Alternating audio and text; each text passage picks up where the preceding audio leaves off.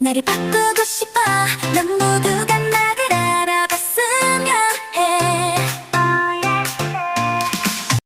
Hi hello నమస్తే welcome to our channel journey with Shankar. ఈరోజు మనం ఈ వీడియోలో శ్రీశైలం రోప్వే అయితే చూపించబోతున్నాం.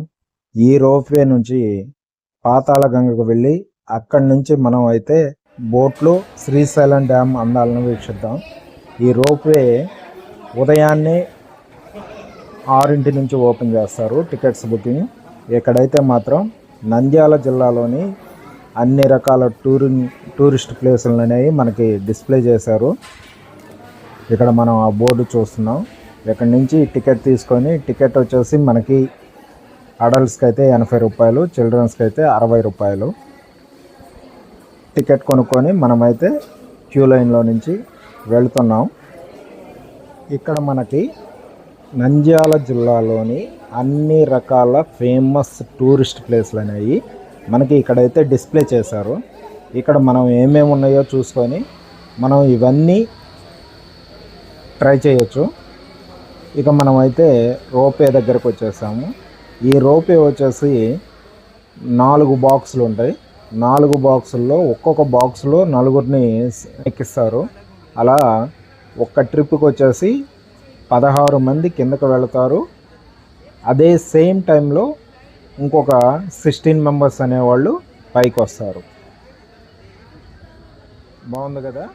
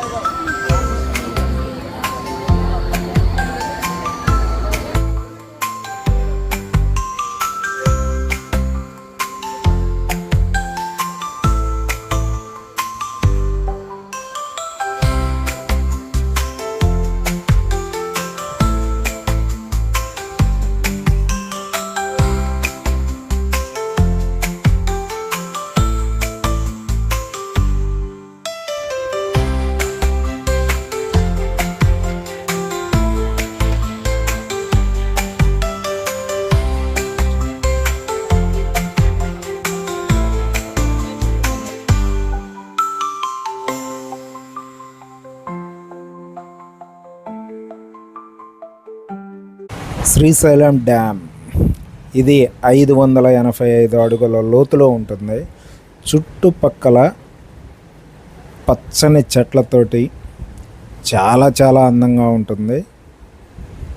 ఇటువైపు తెలంగాణ స్టేట్ కంట్రోల్లో ఉంటుంది, కుడివైపున ఆంధ్ర స్టేట్ కంట్రోల్లో ఉంటుంది. జీవితంలో మనం ఒక్కసారైనా ఇలాంటి డ్యామ్లో బోటింగ్ చేయాల్సిందే. దూరంగా మనకి శ్రీశైలం డ్యామ్ కనిపిస్తుంది. చాలా చాలా బాగుంది కదా. మీరు కూడా ఒకసారి ఎప్పుడైనా ట్రై చేయండి.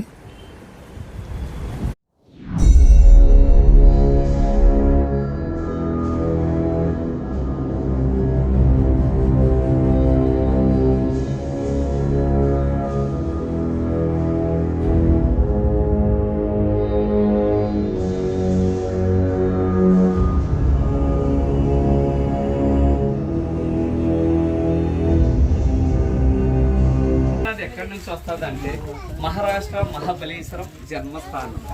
అక్కడ నుంచి కర్ణాటక అల్మట్టి, బీచుపల్లి, నారాయణపూర్, నెక్స్ట్ శ్రీశైలం.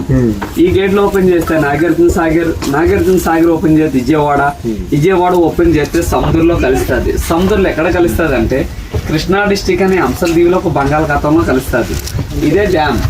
ఈ డ్యామ్ ఒరిజినల్ నేమ్ వచ్చి నీలం సంజీవరెడ్డి సాగర్. శ్రీశైలంలో ఉంది కాబట్టి శ్రీశైలం డ్యామ్, లేదంటే శ్రీశైలం ప్రాజెక్ట్, ఈ 2 పేర్లు టీవీలో పేపర్లో చూస్తాం. ఇది 1963లో నెహ్రూ గారు శంకుస్థాపన చేస్తే 83 నాటి కంప్లీట్ అయింది. 20 ఇయర్స్ పట్టింది. ఈ డ్యామ్ కట్టేటప్పుడు నీలం సంజీవరెడ్డి గారు మన సీఎంగా రాష్ట్రపతిగా చేశారు. ఆయన ఈ డ్యామ్ కట్టేటప్పుడు ఎంతో కృషి చేశారు కాబట్టి ఆయన చనిపోయిన తర్వాత ఆయన పేరు పెట్టారు. రైట్ సైడ్ గ్రీన్ బిల్డింగ్ కనబడుతుంది కదా, అది right side power house, AP Andhra Pradesh. ఈ లెఫ్ట్ సైడ్ ఎల్లో బిల్డింగ్ కనబడుతుంది, ఇది left side power house Telangana. Divide అయినాయి కాబట్టి పవర్ హౌస్లు అంటే పవర్ హౌస్లు కాదు, పవర్ హౌస్లు డ్యామ్ ఫ్రంట్ సైడ్గా ఉంటాయి. పవర్ హౌస్లకి వాటర్ అల్లి గేట్ ఆపరేటింగ్. ఈ రైట్ సైడ్ పవర్ హౌస్ ఒకసారి రన్ అయితే 770 మెగావాట్స్. ఈ లెఫ్ట్ సైడ్ వచ్చి 900. ఇంతకుముందు పవర్ ప్లాంట్ బ్లాస్ట్ అయింది గుర్తుంది కదా, ఈ లెఫ్ట్ సైడ్ది. మనకు ఆ వాటర్ వచ్చి సైడ్ గానే 16 కిలోమీటర్స్ బయలుదేరితే అక్క మహాదేవి కేవ్స్ విన్నారు కదా, సుమారు 800 సంవత్సరాలు పైబడి జరిగిన కదండి ఇది. అక్కడ 1,00,000 సంవత్సరాలు ఏర్పడ్డ కేవ్స్ ఒకటి ఉందండి. ఇప్పుడున్న వస్తే చెప్పిన లెక్కల ప్రకారంగా అక్క మహాదేవిది కర్ణాటక. మల్లికార్జున స్వామి ఒక స్వరూపాన్ని చూసి పెళ్ళంటూ చేసుకుంటే ఆ మల్లికార్జున స్వామిని పెళ్లి చేసుకోవాలని వీరశైలి మతస్థురాలు ఒంటి మీద నూలు పోగు లేకుండా ఇక్కడ మల్లికార్జున స్వామి దర్శనానికి వచ్చిందండి. ఆమెకు నిర్ణీయ కారణాల వల్ల వస్త్రాలు వదిలేయడం అనేది ఆమె తల ఎంటికలే వస్త్రాలుగా ఏర్పరచుకున్న ఆమె పేరు మహాదేవి. అందరూ అక్క అక్కండవాళ్ళు అక్క మహాదేవి పిలువబడుతుంది. అక్క మహాదేవి ఇక్కడ మల్లికార్జున స్వామి దర్శించి 1,00,000 సంవత్సరాలు ఏర్పడ్డ కేవ్స్ లోపలికి వెళ్ళి దాదాపు 12 సంవత్సరాలు తపస్సు చేసింది. ఆమె తపస్సుగా ప్రతిరూపంగా శ్రీ భ్రమరాంబ మల్లికార్జున స్వామి ప్రత్యక్షమై ఒక స్వయంభూ శివలింగాన్ని నిలిపించారు కేవ్స్ లోపల. మన శ్రీశైలంలో ఉన్నది జ్యోతిర్లింగం అంటాం, అదేమో స్వయంభలింగం. మన శ్రీశైలంలో లింగానికి 1000 రూపాయలు పెట్టి మనోభిషేకాలు చేస్తాం, లేదంటే పూజారులు చేస్తారు. ఆ కేవ్స్ లోపల ఉన్న లింగానికి న్యాచురల్గా అభిషేకం జరుగుతూనే ఉంటుంది. అక్కడ 365 రోజులు అభిషేకం పడతానే ఉంటుంది. ఆ పడే వాటర్ ఎక్కడి నుంచి వస్తుంది ఎవరికి అంతెక్కన ప్రశ్న అండి ఇప్పుడు వరకు. ఆమె అక్కడ కొంతకాలం తపస్సు చేసి దానికి ఆపోజిట్లో కొండ ఒకటి ఉందండి, కదిలివనం అంటారు. ఆమె అక్కడికి వెళ్ళి కొంతకాలం తపస్సు చేసి అక్కడే శివుల్లో ఒక జ్యోతిరూపలా ఐక్యమైపోయింది. మీరందరూ ఇక్కడ స్వామివారి దర్శనానికి వెళ్ళారు కదా, ఇంతకు ముందు కానీ ఈ రోజు కానీ మీలో శ్రీశైలం లింగం తాకిన వాళ్ళు ఎవరైనా ఉన్నారా? లింగం తాకడానికి వెళ్ళిన వాళ్ళకైతేనే గర్భగుడి విగ్రహాలు కనబడతాయి. దూర దర్శనం అనేటప్పుడు 2 గుమ్మాలు ఫ్రంట్ సైడ్ నుంచి చూస్తాం. మీరు గర్భగుడిలోకి వెళ్ళేటప్పుడు ఫస్ట్ దూరం దాటినట్టునే లెఫ్ట్ సైడ్ లో బ్లాక్ విగ్రహం ఉంటుంది. ఆ మక్క మాదేవి గమనించారు కదా. లింగం తాకలేని వాళ్ళు ఎప్పుడైనా తాకడానికి వెళ్తే గమనించండి, రైట్ సైడ్ 2 విగ్రహాలు ఉంటాయి. యామారెడ్డి, మల్లమ్మ, చిద్రామ్మ. వీళ్ళు ముగ్గురు కూడా కర్ణాటక వాళ్ళే. మనకలాగా మానవ జన్మ ఎత్తిన వాళ్ళు శ్రీశైలం గర్భగుడిలో పెట్టారంటే వాళ్ళు ఎంత భక్త పనులు అనేది ఒకసారి ఆలోచించండి. మనకలాగా మానవ జన్మ ఎత్తిన వాళ్ళ విగ్రహాలు తీసుకెళ్ళి భూ ప్రపంచంలో ఎక్కడని చూసామా? శ్రీశైలం గర్భగుడిలో తప్ప ఎక్కడా లేవు. మనకి ఈ ప్లేస్ వరకే పాతాళ గంగ అంటాం. పాతాళ గంగని ఎందుకంటామంటే కాశీ నుంచి గంగా నది అంతర్వాయంగా భూగర్భ జలాల కిందకి వచ్చిందంటారు. అందువల్ల ఈ ప్లేస్ కంత పవిత్రత, ప్రత్యేకత. నది వచ్చి కృష్ణా నది, ఫారెస్ట్ వచ్చి నర్మల ఫారెస్ట్. డ్యామ్ స్టోరేజ్ వచ్చి 885 ఫీట్స్ అని చెట్లు మొదలు వస్తుంది. ఇప్పుడు నార్మల్ డీప్ చూసుకుంటే 860 ఫీట్ ఉంది. ఇదే పాతాళ గంగలో చంద్రగుప్తుడు అనే మహారాజు తన కూతురు శాపం వల్ల పచ్చల బండ అయి ఉన్నాడు. అందువల్ల చూడటానికి వాటర్ అంతా గ్రీన్ కలర్ లో ఉంటుంది. ఇదే వాటర్ చేతిలో తీసుకున్న వాటర్ బాటిల్ పట్టుకున్న ఫ్లోర్ వైట్ గా ఉంటుంది. ఈ డ్యామ్ లో ఉన్నంతసేపే పచ్చదనం. ఇదే డ్యామ్ దగ్గర బయటకు వెళ్ళిపోతే ఫ్లోర్ వైట్ గానే ఉంటుంది. మీరు నాగార్జున సాగర్ విజయవాడ చూసే ఉంటారు. మీరు స్వామివారి దర్శనానికి వెళ్ళేటప్పుడు మండపంలో పెద్ద నందుడు చూసే టెంపుల్ లోపల అదే సేమ్ నంది పాతాళ గంగలో ఉంది. గుడిలో ఉన్నదాన్ని శనగల భస్మం అంటారు. ఈ పాతాళ గంగలో ఉన్నదాన్ని ఉబులి భస్మం అంటారు. ఈ పాతాళ గంగలో స్నానం చేసిన తలపై నీళ్ళు జలుకున్న చేసిన పాపాలు పోతాయనే చరిత్రలు ఉన్నాయి. ఐశ్వర్యం మన అందరూ తెలుసున్నారు. మనం శ్రీశైలం వస్తాం, ఎన్నో 100,000 ఖర్చు పెట్టుకుని శ్రీశైలం వస్తాం. స్వామివారి దర్శనం చేసుకుంటారు, అడ్డు ప్రసాదాలు, స్నానాలు వీలుగా ఉంటే ఇట్లా బోటింగ్ చేసుకుంటాం, వెళ్ళిపోతుంటాం. మనం శ్రీశైలం వచ్చినందుకు అంత ఖర్చు పెట్టుకుని వచ్చిన అందువేలో సాక్షి గణపతి గుడి ఒకటి ఉంది. కంపల్సరీ శ్రీశైలం వచ్చేటప్పుడు అయితే కానీ వెళ్ళేటప్పుడు అయితే కానీ మన గోత్రనామా చెప్పకుండా సాక్షి గణపతిని దర్శించుకోవాలంటండి. ఎందుకంటారేమో కైలాసంలో తన తండ్రి ఎదురుగుండా శివుడి ఎదురుగుండా సాక్ష్యం పలుకుతాడనమాట. ఎవరెవరు శ్రీశైలం వచ్చారు, ఎవరెవరు శ్రీశైలం రాలేదనేది. త్రేతాయుగంలోని శ్రీరామచంద్ర ప్రభు స్వామివారిని దర్శించి ఆ సాక్షి గణపతిని సందర్శించినట్టు చరిత్రలు ఉన్నాయి. అందువల్ల సాక్షి గణపతిని పిలువబడుతుంది. మన శ్రీశైలంలో చూడవలసిన ప్రదేశాలు మన బోటింగ్ ప్లేస్ లో కొండపై గోపురం కనబడుతుంది. అది ఛత్రపతి శివాజీ మ్యూజియం. అమ్మవారి టెంపుల్ బ్యాక్ సైడ్ ఉంటుంది. శివాజీ చరిత్ర అంతా దాంట్లోనే ఉంటుంది. దాని కిలోమీటర్ దూరంలో యామారెడ్డి మల్లమ్మ కన్నీరు ఆశ్రమం ఉంటుంది.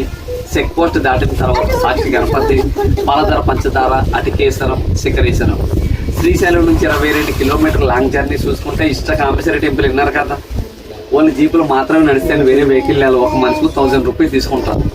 శిఖరం కానీ 2 కిలోమీటర్లు ముందుకెళ్తే లెఫ్ట్ సైడ్ లో ఉంటుంది దారాది. మన భారతదేశం మీద ఎక్కడా లేదండి ఇష్టకామేశ్వరి టెంపుల్, ఓన్లీ శ్రీశైలం ఒకచోట ఉంది. అక్కడ ఇష్యూ ఏంటంటే మన నుదుటికి బొట్టు పెట్టుకుంటే మన నుదుటి స్పర్శ ఎంత మెత్తగా తగులుతుందో అమ్మవారి గ్రహానికి రాతికి బొట్టు పెడితే అంతే మెత్తగా తగులుతుంది. ఒక రాతికి మనకలాగా స్పర్శ తగులుతుందంటే ఎంత పవిత్రమైన ప్లేస్ అనేది ఒకసారి ఆలోచించండి. ఇక్కడ విషయాలు అయితే ఇయ్యానండి.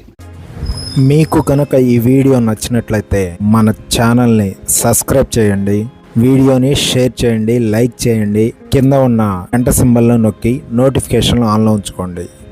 ఓకే ఉంటాం మరి, ఇంకొక వీడియోలో కలుద్దాం.